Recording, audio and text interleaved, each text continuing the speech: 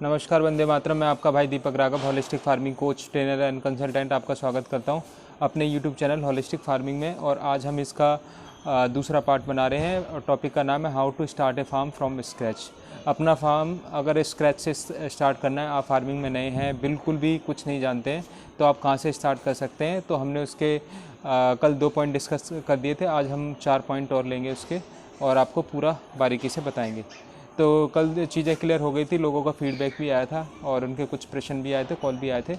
तो आज मैं आपको बताता हूँ कि आपको क्या करना पड़ेगा। स्टेप 3 आज डिस्कस करेंगे कि आप स्टेप 3 में आप क्या करेंगे। तो सबसे पहले आपको क्या है, बेसिक डिज़ाइन तैयार करना है। स्टेप 3 में बेसिक डिज़ाइन करने के बाद आपको क्रॉप की प्लानिंग करनी है। और क्रॉप की जब प्लानिंग करेंगे तो फाइनेंशियल टारगेट आपके होने चाहिए कि आपको कितना मतलब नीड है, कितना अर्न करना है, क्योंकि इसको थोड़ा सा हम कमर्शियल तरीके से भी इसको ले रहे हैं। और जब क्रॉप प्लानिंग करेंगे तो जैसे आप देखते हैं कि लौकी का रेट कम है और करेला का ज़्यादा है, तो आप करेला लगा सकते हैं। तो ऐसे कुछ आप चूज़ कर सकते हैं। और इसमें आपको एक चार्ट बनाना है और चार्ट में क्या है, आपको चार्ट में लिखना है, क्रॉप लिखना है, मतलब फसल कौन सी है और कब तक वो अवेलेबल हो जाएगी, किस किस महीने में अवेलेबल हो जाएगी, है ना, ऐसे, और कब तक वो मार्केट में आएगी और कितने दिन तक आप सर्विस दे सकते हैं। इसीलिए कि जो आपसे व्यक्ति ले रहा है, कोई होटल वाला या कोई व्यक्ति आपसे सामान ले रहा है, तो उसको एग्जैक्टली पता रहे कि कब कब कौन कौन सा प्रोड्यूस आप उसको देने वाले हैं, ताकि वो उस हिसाब से रेसिपी तैयार करके आगे प्रमोट कर सके। और ये वैसे भी अगर किसी अच्छी छोटी अच्छी स्वदेशी कंपनी के साथ कोलैबोरेशन करना चाहते हैं, तो हमारे को इन सब चीज़ों की आवश्यकता होती है। और मुझे लगता है जब आप इतने डिसिप्लिन में काम करेंगे तो आपको फिर सेल्स में भी कोई दिक्कत नहीं आएगी। तो ये हो गया। तो और दूसरी बात, क्रॉप रोटेशन का बहुत ध्यान रखें कि क्रॉप रोटेशन आपको ज़रूर करना है और ज़्यादा से ज़्यादा वैरायटी लगानी है, जो हम आपको पहले भी बता चुके थे। अब इसमें मुख्य पॉइंट आता है स्टेप 4, जिसे प्रिपेयर योर लैंड, है ना। हमने आपको बताया था पिछले वीडियो में कि प्रिपेयर लैंड कैसे करनी है। तो जो मैंने भारतवर्ष में भ्रमण करके जो तरीका देखा है, बहुत सारे एक्सपर्ट से बात की है, देश में विदेश में, जो सबसे आज के लेवल में हाई चल रहा था, जो पुराने ज़माने में भी भगवान श्री कृष्ण के ज़माने में भी जो सबसे हाई तरीका था लैंड को तैयार करने का, ज़मीन को तैयार करने का, प्रिपरेशन करने का, वो था होलिस्टिक देसी काव ग्रेजिंग। इसका मतलब होता है कि गाय को चराना। और गाय का काम मैं आपको बताता हूँ, भारतवर्ष में जो गाय आई है उसका काम है चरना। तो आप मतलब गाय को चरा सकते हैं, ये सबसे अच्छा तरीका है। और आजकल इस चीज़ को लोग बाग रीजनरेटिव फार्मिंग के नाम से भी जानते हैं। तो रीजनरेटिव फार्मिंग में भी ये मॉडल आता है कि गाय को चराना, तो आप गाय को चरा सकते हैं, है ना। तो ये एक सबसे अच्छा तरीका है। फिर उसके बाद दूसरा, एक हमारे बहुत महान व्यक्ति हुए हैं, जिनका नाम, महान व्यक्ति तो नहीं, महान आत्मा हुए हैं, उनका नाम है दीपक सचदेव, और उन्होंने अमृत मिट्टी बनाने का एक कंसेप्ट दिया है। वो कंसेप्ट भी मेरे को बहुत अच्छा लगा। तो आप सीख सकते हैं कि अमृत मिट्टी कैसे बनाएं और अमृत जल कैसे बनाएं। एक्चुअली क्या, उन्होंने जीवामृत को ही अमृत जल बोला था और अमृत मिट्टी को उन्होंने क्या बोला था कि कैसे अमृत मिट्टी बना सकते हैं कि जो लीव्स होती हैं, पत्तियाँ होती हैं, जो कचरा होता है, कूड़ा होता है, उसमें हम जीवामृत मिला के और हम उसको अमृत मिट्टी बना सकते हैं। तो उन्होंने ये मेथड दिया था कि अगर कोई व्यक्ति अमृत मिट्टी बना के खेती करता है और उसी पे वो बीज लगा देते थे। वो कंसेप्ट बहुत अच्छा है, मैंने भी ट्राई किया था। इसके बारे में हम डिटेल से आपको बताएंगे, लेकिन ये बहुत एक अच्छा तरीका है मिट्टी को तैयार करने का। फिर एक बहुत ही महान आत्मा हुए हैं फुकुओका जी, और उन्होंने भी फुकुओका फार्मिंग के नाम से एक फार्मिंग होती है जो यहाँ पे भारतवर्ष में करते हैं। वो मेथड भी बहुत अच्छा है, जिसमें नो टिल नो डिग। नो टिल का मतलब है कि जुताई भी नहीं और कुछ खोदना भी नहीं, बिना जुताई और बिना जुताई की खेती जिसको बोल सकते हैं। तो वो भी एक मेथड है, लेकिन लोगों को ये बात समझ में नहीं आती।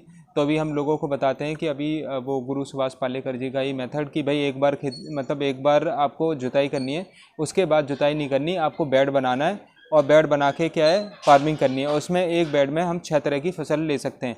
और ये दीपक सचदेव जी ने भी एक दिया था कि हम 6 रस, जो हमारा जीव में 6 रस होता है, 6 तरह के जो रस होते हैं, उसी तरीके से हम फार्मिंग साथ में कर सकते हैं। जैसे मेथी है, पालक है, धनिया है, ऐसे करके अपने जीव के हिसाब से हम खेती कर सकते हैं और 6 चीज़ें एक साथ लगा सकते हैं। तो ये उन्होंने कंसेप्ट दिया था।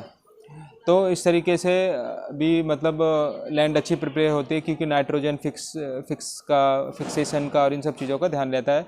खरपतवार भी नहीं आता, लैंड भी अच्छी तैयार होती है।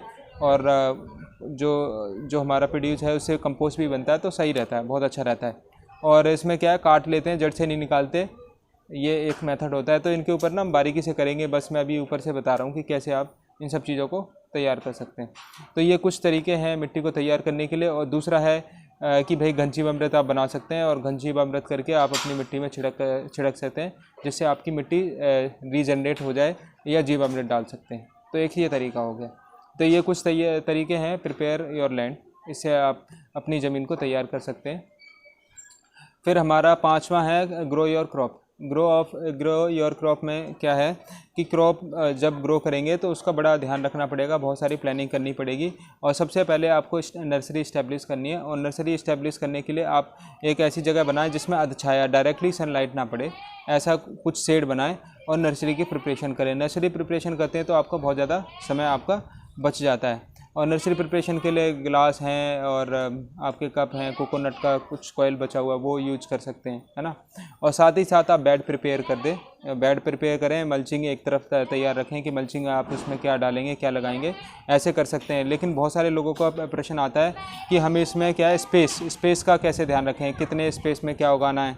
ये स्पेस के चक्कर में बहुत सारे लोग बाग उलझे रहते हैं, तो उनको मैं बताना चाहता हूँ, एक टेक्निक है जिसको बोलते हैं PM, pre mortem. Pre mortem का मतलब कॉमन सेंस, एक अपना कॉमन सेंस से लगाना चाहिए कि मूली उगेगी तो वो कितना स्पेस लेगी। तो इस हिसाब से अपने आप को मतलब स्पेस को मतलब डिज़ाइन कर सकता है अपने दिमाग में, और इस हिसाब से डिसीजन ले सकता है। प्री मॉर्टम का मतलब किसी भी चीज़ को होने से पहले देखना उसको, जैसे कि भाई मूली होगी तो ऐसे निकलेगी, इतना फलेगी, इतना उसको स्पेस चाहिए होगा तो मैं इतने डिस्टेंस पे लगा दूँ। तो इतने मेजरमेंट में ना फंसें, कॉमन सेंस लगाएं, इसको कॉमन सेंस स्किल भी बोलते हैं। तो ये सारी चीज़ें हो गई। फिर आपको चार्ट भी बनाना है, बहुत इंपॉर्टेंट है। अगर आप किसी के साथ डील करना चाहते हो तो चार्ट बनाना पड़ेगा। चार्ट में आप 3 पार्ट कर सकते हो कि क्रॉप और कितने दिन में वो आपके वहाँ पे रहेगी नर्सरी में कितने दिन के बाद आप उसको लगाएंगे, और लगाएंगे तो कब तक उसका प्रोड्यूस आएगा। और प्रोड्यूस एक बार आएगा, 2 बार आएगा, जैसे आपका टमाटर है 2 बार आएंगे, 3 बार आएंगे, जैसे धनिया है 3 बार काट लिया, पालक है 3 बार काट लिया। तो ये भी लिखना है कि भाई कितने बार आएगा और कब कब तक आएगा। ये सब चीज़ें आपके पास पता होनी चाहिए, जिससे कि जो सामान आगे सेल कर रहा है या मार्केटिंग कर रहा है या जो भी कर रहा है उसको भी क्लैरिटी रहे माइंड में, और आपकी जो आपका विश्वास है वो भी मार्केट में बना रहे, है ना, और आपका कॉन्फिडेंस लेवल भी बना रहे। तो इसीलिए ये चार्ट बनाना बहुत ज़रूरी है। तो इस तरीके से क्रॉप का डिज़ाइन कर सकते हैं। दूसरी बात, हर बेड पर अलग अलग करें। किसी पे आपने टमाटर लगा लिया, किसी बैगन लगा लिया, लेकिन हर बेड को अलग अलग करें। लेकिन बेड पे ज़रूर लगाने से पहले ये ध्यान रखें कि कोई भी एक सिंगल क्रॉप इज़ क्राइम, एक दल के साथ 2 दल ज़रूर लगाना है। जैसे कि आप कोई भी बेड है, आप उस पर कुछ करना चाहते हैं तो आप ये जैसे मान लो गेहूं लगाना चाहते हैं तो गेहूं के साथ चना जरूर लगाना है, धनिया जरूर मतलब गेहूं के साथ धनिया जरूर लगाना है। कोई भी सिंगल चीज़ नहीं बुआई करनी, 2 चीज़ें, मैं ज़्यादा नहीं कह रहा, 2 चीज़ जरूर होनी चाहिए। हर बेड पर अलग अलग फार्मिंग करें, लेकिन एक बेड पे 2 तरह करें, मोनोकोट डाइकोट, जिससे कि जो सब कुछ बैलेंस रहे। क्योंकि जो डाइकोट होते हैं, जिसको द्विदल बोलते हैं, वो नाइट्रोजन फिक्सर होते हैं और मिट्टी को सही रखते हैं। तो ये एक बहुत इंपॉर्टेंट विषय है ना। तो ऐसे करके डिफरेंट बेड्स की अलग अलग प्लानिंग कर सकते हैं। एक ही हो गया। स्टेप 6 हो गया market and sell your crops, है ना। स्टेप 6 में स्टेप 6 में मैं आपको बताना चाहता हूँ कि आपका इसमें देखा जाता है कि वे ऑफ टॉकिंग क्या है, आपका वे ऑफ प्रेजेंट क्या है, वे ऑफ सर्विस क्या है, कैसी ब्रांडिंग है, कैसी सेलिंग है, आपके फार्म का नाम क्या है, कैसे आप प्रोडक्ट को प्रेजेंट करते हैं, बैग में पैकेजिंग कर रहे हैं या वुड में कर रहे हैं, बैम्बू में कर रहे हैं, ये सब चीज़ों का ध्यान रखा जाता है। तो अब इसके आगे हम आपको और चीज़ डिटेल में बताएंगे। नमस्कार, वंदे मातरम।